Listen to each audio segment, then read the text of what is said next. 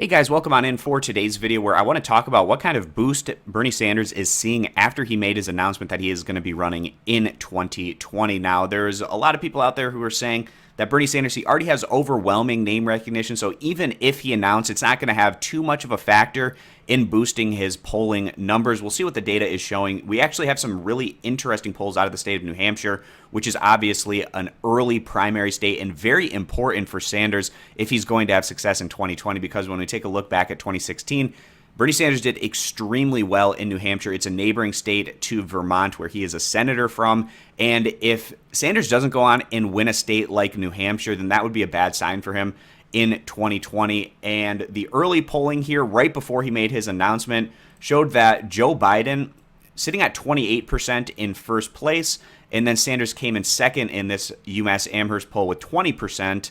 Third place was Kamala Harris at 14 percentage points. So now we'll see what happened right after he made his announcement. This is an Emerson poll, and you can see that Bernie Sanders has gotten a boost up to 27% in first place.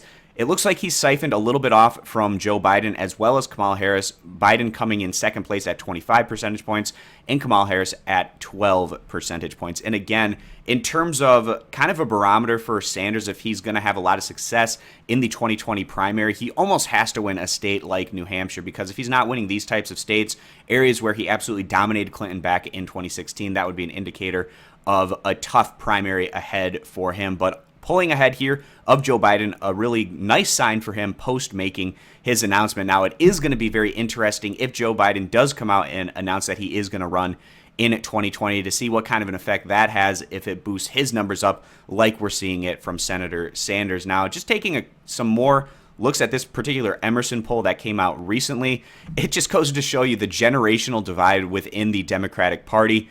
The youngest voting bloc, 18 to 34, Bernie Sanders absolutely crushing it here, 44% of the vote.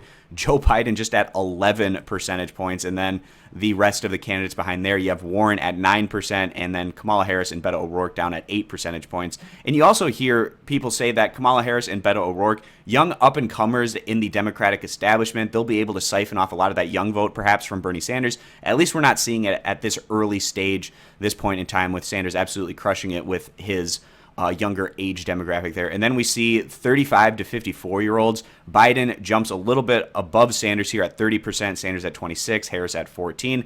And then the older age demographic here, 55 to 74 as well as 75 plus.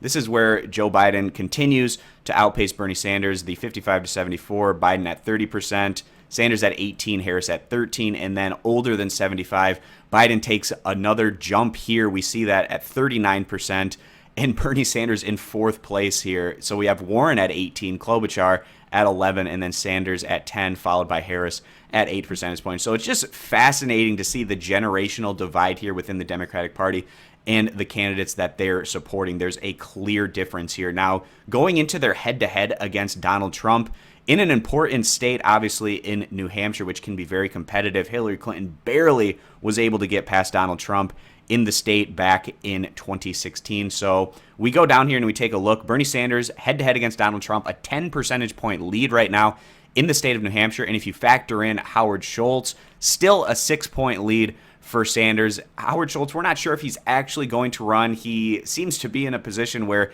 he almost wants to blackmail the Democratic Party. At least that's what Bernie Sanders said in his interview on CBS, where if they nominate a progressive, then Schultz is going to run perhaps as an independent and siphon off some of that more conservative Democratic vote, perhaps in an effort to make it so his taxes don't go up as a very wealthy billionaire. But if they nominate a centrist, maybe somebody like a Joe Biden, for instance, then he wouldn't run. We'll see how that all plays out. But as we get closer to the election, even if it is Bernie Sanders running against Trump and Howard Schultz throws his hat in the ring, I would assume that his numbers would be more likely to come down, given the fact that people, they might say that they want to vote for a third-party candidate, but then you actually get to crunch time and you want to end up voting for somebody that has a legitimate chance to go on and win, which is usually going to be a Democrat or a Republican. So then their votes tend to shift over to one of those candidates. But we'll see how that all plays out. It's going to be fascinating to see this whole dynamic over the next couple of years. So that's going to wrap up this video, guys. Thanks for stopping on in.